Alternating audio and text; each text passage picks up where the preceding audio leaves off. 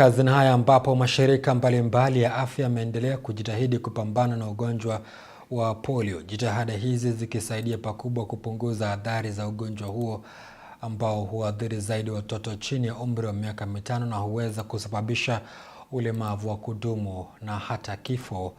Kulingana na takwimu za Shirika la Afya Ulimwenguni, moja kati ya maambukizi 200 ya polio husababisha ulemavu wa kudumu, huku 5 hadi 10 ya wao wakipooza. James Mwangi anafunga kazi na taarifa ifuatayo.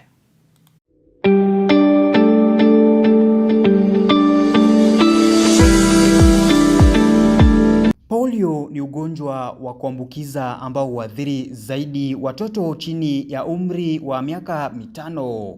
Ingawaje mtu yeyote ambaye hajachanjwa huwa kwenye hatari ya kuambukizwa. Virusi vya polio husambazwa kutoka kwa mtu mmoja hadi mwingine kupitia chakula au maji machafu. Virusi hivi vikisambaa na kuzidishwa katika matumbo na huweza kusababisha kupooza ndani ya masaa machache. If this is not done, it affects this very human being at later years, and it can cause a lot of damage, dysfunctional nullities of the body, which we want to prevent at an early stage.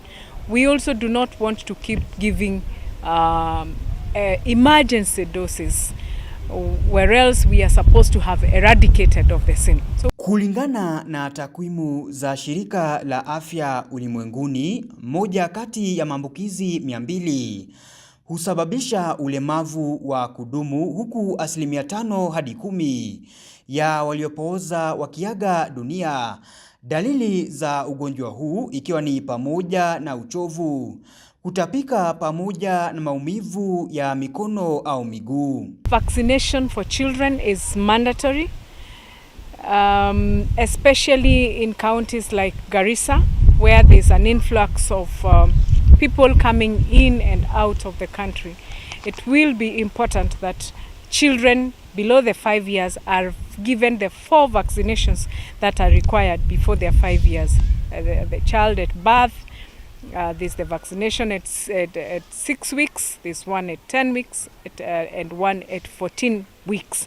It will be very, very important that mothers take charge of that. Take your children to the health facilities and request for them to be vaccinated, the polio vaccine. Ijapokuwa ugonjwa wa polio hauna tiba, jitihada za mashirika mbalimbali ya afya zimesaidia pakubwa kupunguza athari za polio kwa kipindi cha miaka iliyopita kupitia chanjo ambayo imesaidia kupunguza visa vya ugonjwa huo kwa 99%.